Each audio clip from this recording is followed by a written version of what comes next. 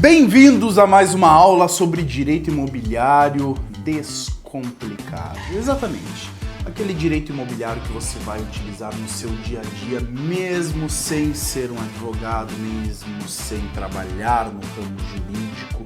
Aliás, eu vou corrigir essa última frase, mesmo sem trabalhar no ramo jurídico, entre aspas, né? Você sabia e você sabe, uma curiosidade, o corretor de imóveis, depois do advogado, é a profissão que mais exerce análises jurídicas e de legislação. Você sabia disso? Olha que interessante, olha que questão diferenciada. Você não tem noção, corretor de imóveis, da responsabilidade que você tem. Sim, pelo menos no direito imobiliário, você é extremamente responsável por todos os atos que você trabalha. Diferente de um vendedor de carro, de um vendedor de qualquer outra coisa aí, você, corretor de imóveis, trabalha com um bem, com um dos bens materiais, claro, mais valiosos que o ser humano pode comprar. Ou seja, qualquer intermediação que você faça envolve sempre muito dinheiro. Sempre. O imóvel mais baratinho que você vai achar por aí é, hoje em dia, 100 mil reais, 150 mil reais. E olha, é muito difícil ainda, né? A depender da situação.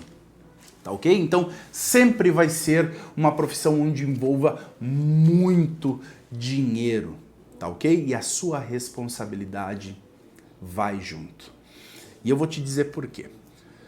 Corretor, você não tem certa noção disso, eu acredito. Mas, a nível Brasil, os tribunais estão batendo recordes de recebimento de sentenças para fins de análise, onde corretores de imóveis são condenados por mau exercício da profissão. Exatamente. E eu não estou falando de dolo, eu não estou falando de estelionato, eu não estou falando de alguém enganar o outro, de você, corretor, querer enganar, sair de casa, eu vou enganar essa pessoa hoje, vou passar a perna. Não, porque daí não é corretor de imóveis, nós estamos falando de um estelionatário, tá ok? Eu estou falando de corretagem imobiliária. Corretor de imóveis, quando ele é responsabilizado por seus atos, e a legislação ensina a gente lá, se você for pegar os artigos, o artigo 722 ao 729 do Código Civil, vão estar lá a grande maioria dos direitos e deveres do corretor de imóvel. Você pode ser responsabilizado por danos materiais, por danos morais, por lucros cessantes, a depender da negociação realizada, em razão da sua conduta e da forma que você levou aquela negociação. A sua responsabilidade é muito maior do que você imagina, tá ok? Então presta atenção que essa aula é bastante importante. Eu não sei se você está acostumado a realizar due diligence, corretor, caríssimo corretor. A due diligence, ela nada mais é do que a diligência prévia, tá ok? Para que nós possamos saber se aquele imóvel está apto para venda, se ele está devidamente matriculado, se as pessoas que estão participando daquela negociação realmente estão aptas, sejam financeiramente, sejam processualmente, para poder realizar aquela transação imobiliária. Muitos corretores só enxergam o imóvel, as cifras e as pessoas, o que é extremamente errado na nossa profissão. Isso nada mais é do que a pontinha do iceberg.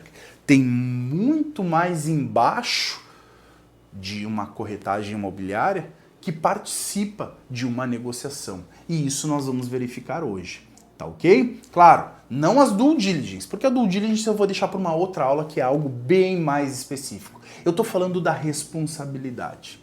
A tua responsabilidade, tanto com o comprador quanto com o vendedor, ela é clara, ela é estampada. Tanto é que você, corretor de imóveis, é responsabilizado também pelo CDC, Código de Defesa do Consumidor. Exatamente, exatamente. Sabe por quê? Porque você é um prestador de serviços.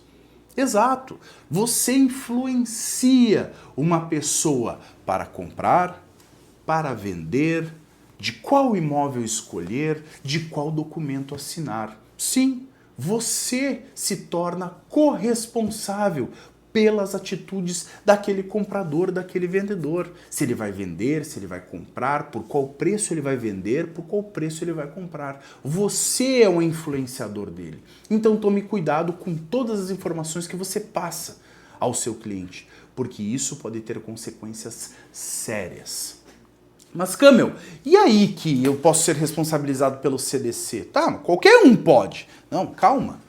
O que eu quero lhe dizer é que, diferente de uma venda civil, o Código de Defesa do Consumidor traz muitas deliberações que podem te responsabilizar e podem tornar o comprador e o vendedor verdadeiras vítimas daquela situação, onde, ao invés de eles atacarem e você só se defender em uma ação judicial, eles simplesmente mostram que foram prejudicados e você deverá provar que realizou todos os procedimentos corretos para não ser responsabilizado. Isso se chama inversão do ônus da prova. Tá ok? Mas sempre é assim? Camel, eu sempre vou ser responsabilizado pelo CDC? Eu sempre vou estar respondendo pelo Código de Defesa do Consumidor? Calma, calma. Eu trouxe alguns exemplos.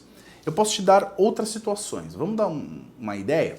Se você é uma pessoa comum, você não é corretor de imóveis, e você está vendendo a sua casa para outra pessoa, o que é legal, não é impeditivo, essa transação, essa negociação, ela será realizada sob o manto da análise do Código Civil. O Código Civil vai analisar a transação entre as pessoas, tá ok? Não haverá hierarquia e nem haverá também hipossuficiência de um lado e hipersuficiência de outro. Muito pelo contrário, as partes são igualitárias, tá ok? Quando nós implementamos o Código de Defesa do Consumidor, nós acabamos entregando ao consumidor, àquela pessoa, uma prestação de serviço que nós realizamos. Ou seja, em uma discussão judicial, a parte contrária será a hipossuficiente e você será o hipersuficiente. Mas por que isso, Camel? Por quê? Porque o Poder Judiciário, a legislação, entenderá que você, como prestador de serviços, tem muito mais informações, acesso a documentos, entre outras questões, comparado àquela pessoa hipossuficiente. Pois, se aquela pessoa já buscou a sua prestação de serviço, significa que ela, 1, não queria realizar o serviço, 2, ela não sabe realizar o serviço, 3, ela está buscando um profissional competente para o fazer. E você, em tese, deveria ser esse profissional competente. Agora eu vou para uma questão que existe e que muitos não se dão por conta. Eu vou delimitar a você duas figuras.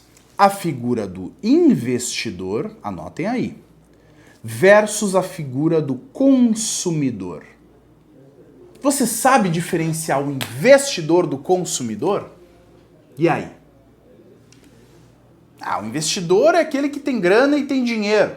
E o consumidor é aquele que compra. Tá, mas o consumidor também não é investidor? Ele também não está investindo o dinheiro dele? E aí? O que é o quê? Presta atenção. Vou te dar esse conceito para você nunca mais esquecer. E também, além desse conceito, eu vou te ensinar como você vai delimitar se aquela pessoa é consumidora ou investidora, bem como as consequências disso tudo. Tá ok? Vamos lá. Consumidor, nós meio que já explicamos, né? Ele é aquela pessoa que busca a prestação de serviços. Tá ok, em tese esse é o consumidor. Mas nós temos que analisar o quê? A finalidade. Por que que aquela pessoa está te buscando? Ah, que ela quer comprar um imóvel, ela quer vender o imóvel, tá. Mas com qual finalidade? Ela vai pegar aquele dinheiro e vai transformar em mais dinheiro? Ou ela vai pegar aquele dinheiro e vai comprar para o conforto da família dela? Vou te dar um exemplo. Imagina que chega uma pessoa para comprar carros em uma empresa. E ele chega numa concessionária. E ele chega lá e diz, ó, eu quero um carro confortável para minha família. Pô, quero viajar, quero que meus filhos fiquem confortáveis, quero um carro potente. Você já enxergou a finalidade. Ele é um consumidor, ele quer usar aquele carro pro dia a dia dele. É o carro da família, tá ok? Agora imagina aquela pessoa que chega lá na concessionária e diz assim, olha, eu quero comprar 10 carros econômicos, pequenos, para representantes comerciais. Eu tenho uma empresa de representação comercial, eu preciso de 10 carros pequenos para, né, entregar para minha empresa. Qual é a finalidade? Deu para pegar? A finalidade é outra. A finalidade é ganhar dinheiro. A finalidade é servir os clientes dele. Ou seja, ele não vai andar com aquele carrinho ali para a família dele. Deu para pegar? Diferença do investidor para o consumidor. O consumidor usa para fim próprio. O investidor, apesar de ser dele também, ele não utiliza para o fim pessoal. Ele utiliza para ganhar mais dinheiro. Vamos levar para o ramo imobiliário? Olha só. Chega aquela pessoa e diz, eu quero comprar uma casa para morar. Simples. Consumidor. Chega aquele cara, eu quero comprar 10 sobrados ou 2 apartamentos ou 1 apartamento porque eu quero investir, eu quero botar para alugar. Entendeu a brincadeira? Ou eu quero comprar esse imóvel que está um pouquinho deteriorado, eu vou reformar e vou revender. Muito comum também.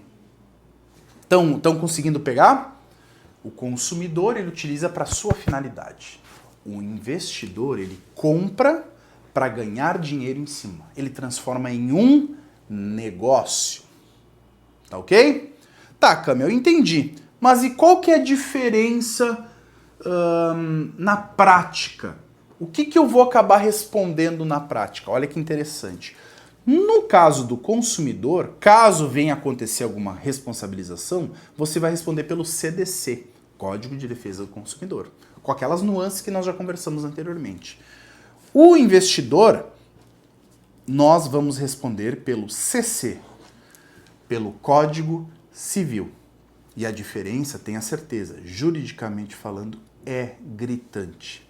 Em um lado, o ônus da prova pode ser invertido, ou seja, não é ele que tem que provar que você é culpado, é você que tem que provar que é inocente. Olha a diferença. Já no Código Civil, ele vai ter que provar por A1 mais B que o erro foi seu. Você pode ficar em silêncio. Se ele não provar que o erro não foi seu, você tá tudo certo. Vamos para uma outra situação? Quem aí de vocês vende para construtor? Para construtoras, incorporadoras? É muito comum, né? Existem aqueles corretores que trabalham para construtoras e incorporadoras que vão para o plantão ali e vendem imóveis, né? Isso é muito comum. Tem aqueles contratos das construtoras. Câmbio, eu posso ser responsabilizado por isso? Com certeza, meu amigo. Você, assim como a construtora e a incorporadora, são tão responsáveis quanto aquele que está vendendo. Tá ok? Então presta atenção. Mas como que eu posso ser responsável, Camel? E em que sentido que eu posso ser responsabilizado? Eu não estou conseguindo entender. Calma.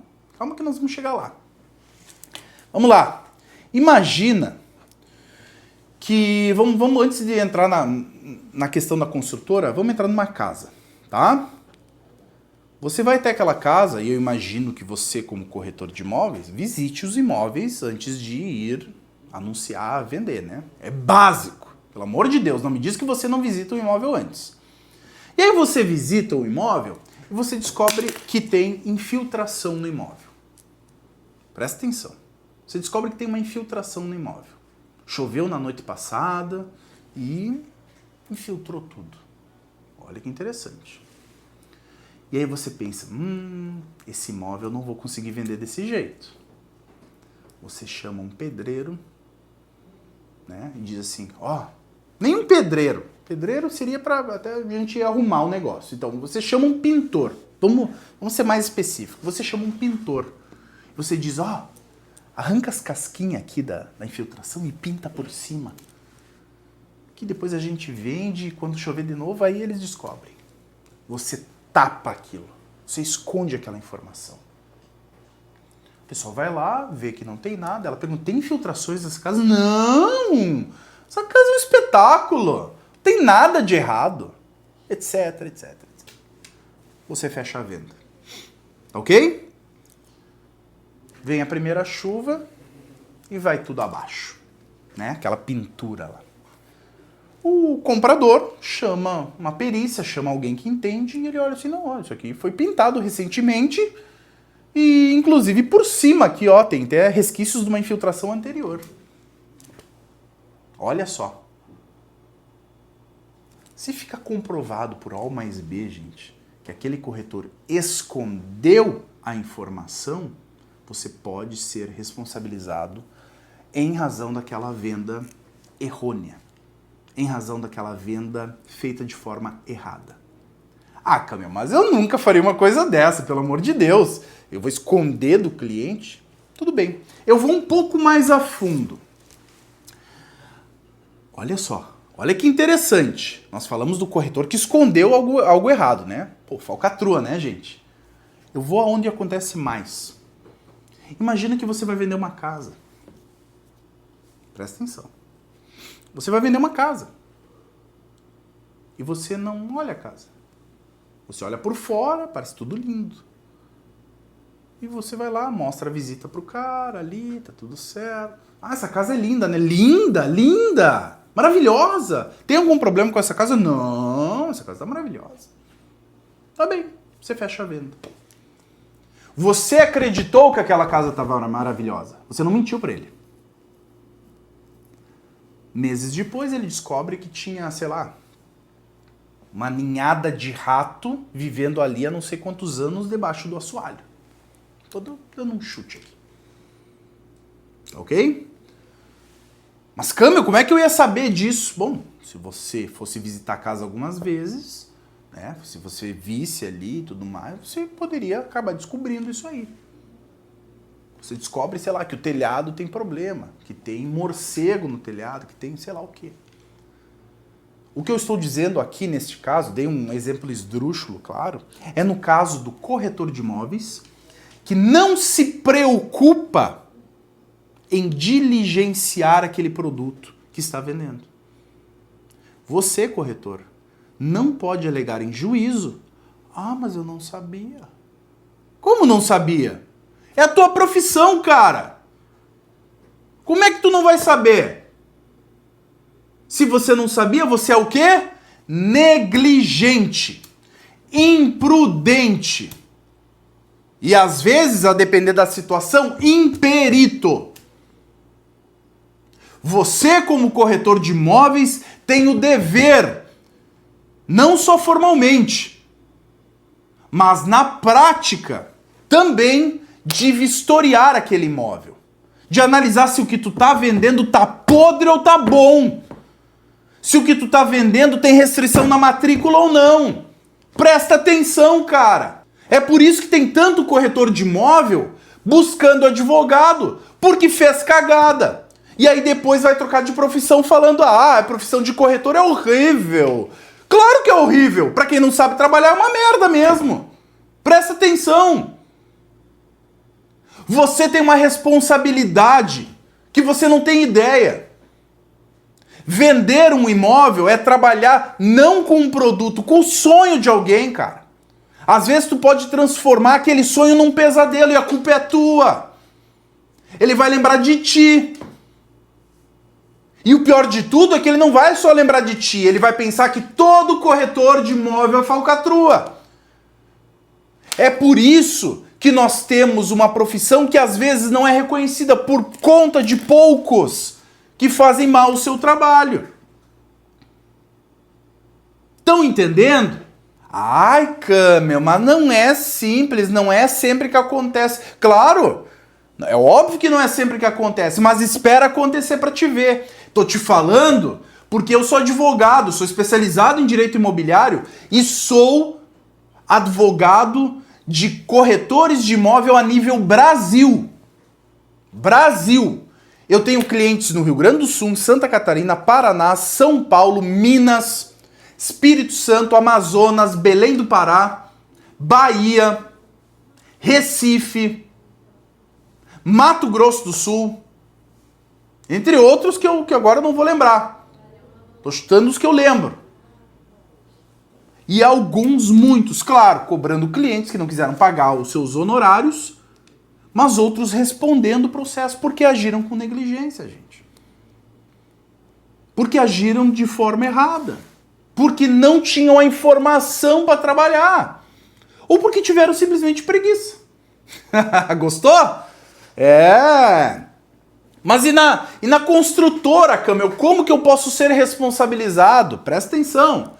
Entra na construtora. Camel, se a construtora fizer algo de errado, sei lá, estourou um cano, aconteceu uma infiltração, eu não posso ser responsabilizado. A construtora que construiu. Tudo bem. Quanto a isso, eu até entendo. Eu concordo também. Apesar de, a depender das situações, muitos juízes já terem, né, entendido que o corretor também responde. Mas não é sempre, tá? Não é sempre. Olha a situação. Caso de construtora. Aconteceu em... Já te digo. Eu não lembro agora. Santa Catarina. Santa Catarina. Lembrei. Santa Catarina. Não vou falar cidade, senão vai ficar muito óbvio até. Tá? E algumas pessoas podem saber. Olha o que aconteceu. O corretor foi lá e começou a trabalhar no plantão da construtora, da incorporadora. O que o corretor tem que fazer? Primeira coisa que ele faz, vai lá atender cliente? Não. Meu amigo, tu pega o folheto, tu pega a planta, tu pega todas as especificações do imóvel que está sendo colocado à venda e estuda. Tu aprende sobre o teu produto. Antes de aprender a atender um cliente, pré-requisito, tu aprende sobre o teu produto, cara pálida. Estão entendendo? Olha o que aconteceu. O corretor foi lá e sei lá o que ele pensou na cabeça dele.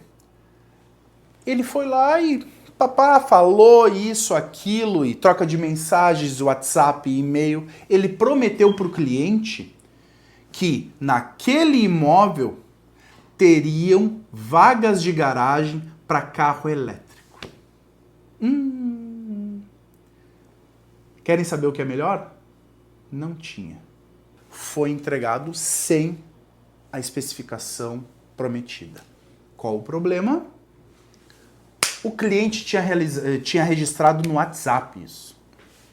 No WhatsApp. Chegou para a construtora e falou o seguinte: eu quero a minha vaga com carregador elétrico. Não, isso aqui não foi prometido. Foi. Tá aqui, ó, mensagem do teu corretor. Não, mas esse corretor é terceirizado, ele só estava no plantão, ele não faz parte. Não me interessa, ele estava aqui dentro. Gente, foi o inverso. O corretor prometeu, e além do corretor também ser responsabilizado, a construtora foi responsabilizada. Atenção, construtores e incorporadores! Não vai colocar qualquer Zé Ruela no teu plantão, meu irmão. Tu pode se ferrar. Resumo da ópera. O cliente só tinha carro elétrico.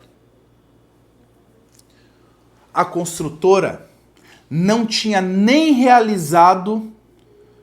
existe uma adaptação, se eu não me engano, não é só instalar uma tomada e sair, né? Tem que ter uma adaptação elétrica, se eu não me engano. Aí quem entender disso sabe melhor que eu. Tu tem que fazer toda uma adaptação no imóvel, na rede elétrica, para receber aquela de energia ali, para carregar carro elétrico. A construtora não tinha nada disso no prédio. A construtora teve que indenizar o cara.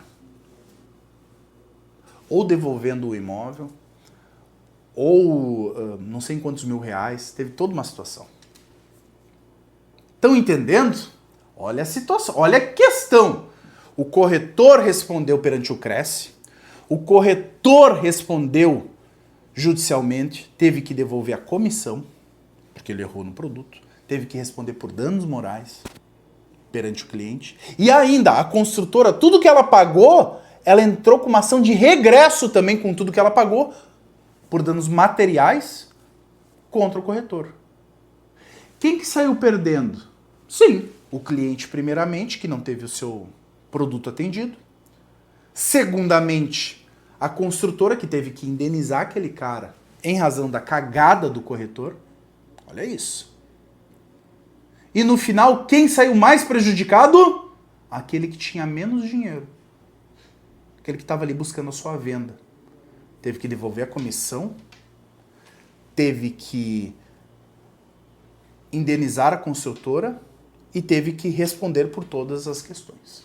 Ainda saiu como um mau e péssimo profissional. Você pode ter 10 anos, 20 anos, 30 anos, 50 anos de profissão. Basta fazer um erro.